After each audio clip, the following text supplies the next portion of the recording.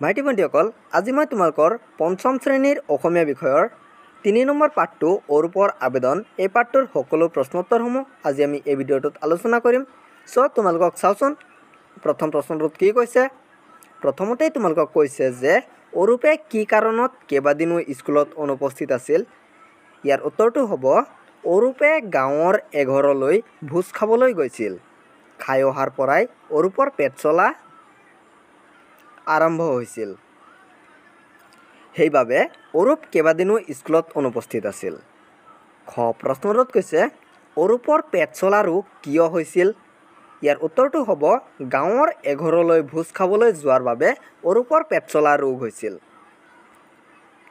গ প্ৰশ্নটোত কৈছে যে অৰূপে দিয়া চিঠিখন পঢ়ি শিক্ষয়িত্ৰীগৰাকীয়ে কি কৈছিল। ইয়াৰ উত্তৰটো তোমালোকে এনেকৈ লিখিবা যে অৰূপে দিয়া চিঠিখন পঢ়ি শিক্ষয়িত্ৰীগৰাকীয়ে কৈছিল যে অৰূপ, তুমি লিখিতভাৱে জনোৱাৰ বাবে ভাল পাইছোঁ, কিন্তু এই চিঠিখন তুমি মোলৈ দিয়া চিঠিহে হৈছে। স্কুলত অনুপস্থিত থাকিলে বা থাকিবলগীয়া হ'লে ছুটি মঞ্জুৰিৰ বাবে আবেদনহে কৰিব লাগে। আবেদনক দৰখাস্ত বুলিও কোৱা হয়। ঘ প্ৰশ্নটোত কৈছে যে আবেদনক আৰু কি বুলি কোৱা হয়। এইটো আমি অলপ আগতে পঢ়িছোঁ যে গ প্ৰশ্নটোত কৈছোঁ যে আবেদনক দৰখাস্ত বুলিও কোৱা হয়। ঙ প্ৰশ্নটোত কৈছে যে অৰূপে পঢ়া স্কুলখনৰ নাম কি আছিল।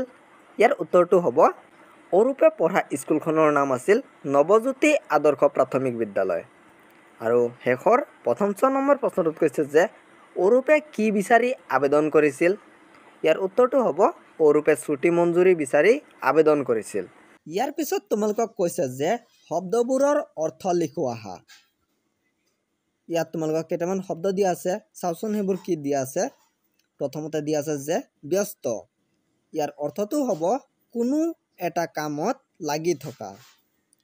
ক্ষতি, কাম বন্ধ থকা, চলি নথকা, হানি বা শৰীৰৰ কোনো অংগত থকা দুখ।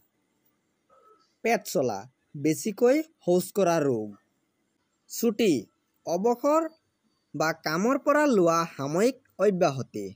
মঞ্জুৰি, অনুমোদন, সন্মতি, স্বীকৃতি, মান্তি আৰু গ্ৰহণ। একান্ত, একে ঠাইতে বা বস্তু মন লগোৱা। একাগ্ৰ। শৈলী, ৰীতি, প্ৰণালী আৰু ভংগী। শিৰোনামা, চিঠিৰ ওপৰত লিখা নাম, ঠিকনা আদি। ইয়াৰ পিছত তোমালোকক এটা প্ৰশ্ন দিয়া আছে যে অৰূপ, তুমি দেখোন কেইবাদিনো স্কুল ক্ষতি কৰিলা, কিবা অসুখ বিসুখ হৈছিল নেকি। এই প্ৰশ্নটো কোনে, কেতিয়া আৰু কাক কৈছিল। ইয়াৰ উত্তৰটো তোমালোকে লিখিব লাগিব যে বহুদিনৰ মূৰত অৰূপ স্কুললৈ গৈছিল। তেতিয়া অৰূপক দেখি ৰেহেনা খাতুন বাইদেৱে অৰূপক উক্ত কথাষাৰ কৈছিল। ইয়াৰ পিছৰ প্ৰশ্নত কৈছে যে স্কুলত অনুপস্থিত থাকিলে কাৰ জৰিয়তে কালৈ আবেদন কৰিব লাগে।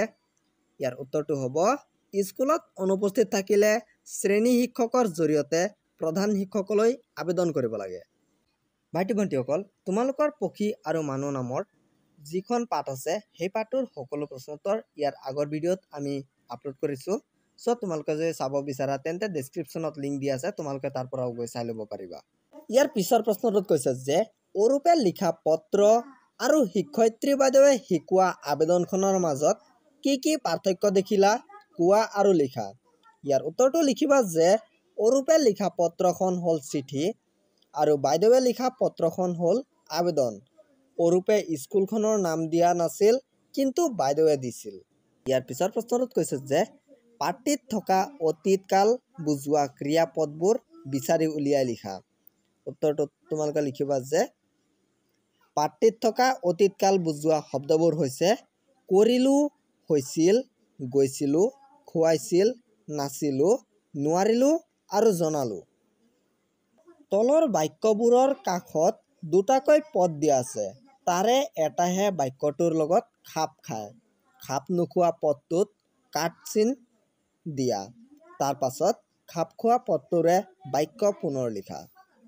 ইয়াত কটোত কৈছে যে মই কাইলৈ গুৱাহাটীলৈ যাম আৰু গৈছিলোঁ। ইয়াৰ শুদ্ধ উত্তৰটো হ'ব যাম। খ প্ৰশ্নটোত কৈছে যে সৌৱা চৰাইবোৰ আকাশত উৰিছে আৰু উৰিছিল। ইয়াৰে শুদ্ধ উত্তৰটো হ'ব উৰিছে। হৌৱা চৰাইবোৰ আকাশত উৰিছে। গ প্ৰশ্নটোত কৈছে যে যোৱাবেলি আমাৰ ইয়াত বানপানী হ'ব আৰু হৈছিল। ইয়াৰ শুদ্ধ উত্তৰটো হ'ব যোৱাবেলি আমাৰ ইয়াত বানপানী হৈছিল। ঘ প্ৰশ্নটোত কৈছে আহা আমি ঘৰলৈ যাওঁ আৰু গৈছিলোঁ। ইয়াৰ শুদ্ধ উত্তৰটো যাওঁ। আহা আমি ঘৰলৈ যাওঁ। উঙ প্ৰশ্নটোত কৈছে মই কিতাপ পঢ়ো পঢ়ে। ইয়াৰ শুদ্ধ উত্তৰটো হ'ব মই কিতাপ পঢ়ো। তুমি কি কৰিছে আৰু কৰিছা। ইয়াৰ শুদ্ধ উত্তৰটো তুমি কি কৰিছা। দ্বিতীয় চটোত কৈছে তেওঁ ধান দাইছা আৰু দাইছে। ইয়াৰ শুদ্ধ উত্তৰটো তেওঁ ধান দাইছে। আমি ছবি আঁকিছিলোঁ আঁকিছিল। ইয়াৰে শুদ্ধ উত্তৰটো হ'ব আঁকিছিলোঁ। তোমালোকে গীত গাইছিল আৰু গাইছিলা। ইয়াৰে শুদ্ধ উত্তৰটো হ'ব তোমালোকে গীত গাইছিলা। তেওঁলোকে বল খেলিছিল আৰু খেলিছিলা। ইয়াৰে শুদ্ধ উত্তৰটো হ'ব খেলিছিল। দেউতা আজি আহি পাব। ইয়াৰে শুদ্ধ উত্তৰটো হ'ব পাব। দেউতা আজি আহি পাব। সিহঁতে কাইলৈ চিনেমা চাম। ইয়াৰ শুদ্ধ উত্তৰটো হ'ব সিহঁতে কাইলৈ চিনেমা চাব। আমি বৰশী বাব। ইয়াৰে শুদ্ধ উত্তৰটো আমি বৰশী বাম। ইয়াৰ পিছত তোমালোকক প্ৰশ্নত কৈছে যে শিপিঠিৰ ক্ৰিয়াকলাপটোত তোমালোকে লিখা শুদ্ধ বাক্যবোৰ কাল অনুসৰি ভাগে ভাগে লিখা। অতীতকাল, বৰ্তমানকাল আৰু ভৱিষ্যৎকাল। মনিকা কালি স্কুললৈ আহিছিল। মই পঢ়ো। মই কাইলৈ গুৱাহাটীলৈ যাম। ইয়াৰ পিছৰ প্ৰশ্নটোত কৈছে তলৰ খালী ঠাইবোৰ ক্ৰিয়াপদেৰে পূৰোৱা। ইয়াত মই সম্পূৰ্ণ বাক্যটো পাঠ কৰি দিছোঁ। তোমালোকৰ য'ত য'ত খালী ঠাই আছে সেইবোৰ তোমালোকে চাই চাই মিলাই ল'বা। যোৱাবেলি আমি বনভোজ খাবলৈ গৈছিলোঁ। আমাৰ লগত ছাৰ বাইদেউ সকলো গৈছিল।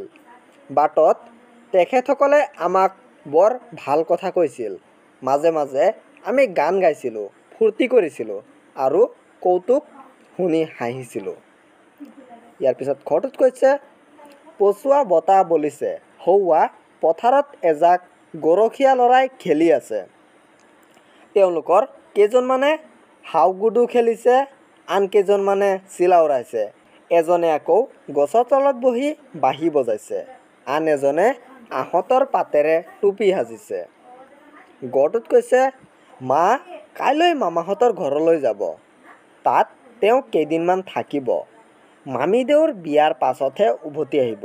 আহোঁতে মোলৈ লাৰু পিঠা আনিব। ইয়াৰ পিছত কৈছে যে শব্দ সাজি বাক্য ৰচনা কৰা। ৰূপ অৰূপ। অখাদ্য খোৱাৰ বাবে অৰূপৰ পেটৰ অসুখ হৈছিল। সহ্য অসহ্য। ইমান গৰম মোৰ অসহ্য লাগি গৈছে। খাদ্য অখাদ্য। অখাদ্য খাব নালাগে। সুখ দুখ। ৰাজে পৰীক্ষাত কম নম্বৰ পোৱাৰ বাবে তাৰ দুখ লাগিছে। মিল অমিল। ৰাজ আৰু ৰাজাৰ মাজত বহুত অমিল আছে। অনুগ্ৰহ। অনুগ্ৰহ কৰি বিদ্যালয়ত উপস্থিত থাকিব নোৱাৰা দিনকেইটাৰ ছুটী মঞ্জুৰি কৰে যেন। উপস্থিত অনুপস্থিত। ৰাজ কালি স্কুলত অনুপস্থিত আছিল। ৰূপ অনুৰূপ। ঘৰ চৰ এটা অনুৰূপ শব্দ। মান অনুমান। ইয়াত কি হৈছে মই অনুমান কৰিব পৰা নাই। উচিত অনুচিত। কৰোনা ভাইৰাছৰ সময়ত বাহিৰত ঘূৰি ফুৰা অনুচিত। ইয়াৰ পিছত তোমালোকক এটা প্ৰশ্ন দিছে সমূহীয়া ভোজ ভাত খালে তলত দিয়া কোনবোৰ কাৰণত আমাৰ পেটৰ অসুখ হ'ব পাৰে। ইয়াৰ উত্তৰটো তোমালোকে লিখিবা যে সোৱাদ পাই সৰহকৈ খালে, আঞ্জাত বেছি জ্বলা মছলা হ'লে আৰু অসময়ত খোৱাৰ বাবে। ভাইটি ভণ্টিসকল শেষত তোমালোকক এটা প্ৰশ্ন দিছে যে দলত আলোচনা কৰি লিখা। বিশুদ্ধ খোৱা পানীৰ ব্যৱস্থা কৰিবলৈ অনুৰোধ জনাই প্ৰধান শিক্ষক মহোদয়লৈ আবেদন পত্ৰ লিখা। এইটো তোমালোকে এনেদৰে লিখিবা যে ইয়াত মই ক খ গ বুলি দিছোঁ, তোমালোকে তোমালোকৰ নিজৰ বিদ্যালয়খনৰ নাম দি তাৰপিছত লিখিবা বিদ্যালয়ৰ মাননীয় প্ৰধান শিক্ষক মহোদয়ৰ সমীপেষু বিষয় বিশুদ্ধ খোৱা পানীৰ ব্যৱস্থা কৰাৰ বাবে আবেদন। তাং মহাশয় বিনীত নিবেদন, এই যে আমাৰ বিদ্যালয়ত বিশুদ্ধ খোৱা পানীৰ অভাৱ হৈছে, সেয়েহে দয়ালু মহোদয়ৰ ওচৰত বিনীত নিবেদন, এই যে আমাৰ বাবে বিশুদ্ধ খোৱা পানীৰ ব্যৱস্থা কৰে যেন। ইয়াৰ পিছত তোমালোকে লিখিবা আপোনাৰ একান্ত বাধ্য ছাত্ৰ ছাত্ৰী, ইয়াত মই ক খ বুলি দিছোঁ, তোমালোকে তোমালোকৰ এড্ৰেছটো দি দিবা। আজিলৈ এইখিনিয়েই। আশা কৰোঁ তোমালোকৰ আজিৰ এই ভিডিঅ'টো যথেষ্ট ভাল লাগিল। তোমালোকৰ অতি সহজ হোৱাকৈ মই অতি ভালদৰে বুজাই দিছোঁ। যদি তোমালোকে এতিয়াও আমাৰ চেনেলটো ছাবস্ক্ৰাইব কৰা নাই, তেন্তে জ্ঞান আহৰণ চেনেলটো ছাবস্ক্ৰাইব কৰি আমাৰ লগত জড়িত থাকা আৰু ভিডিঅ'টোত এটা লাইক কৰা, কমেণ্ট কৰা। Thank U.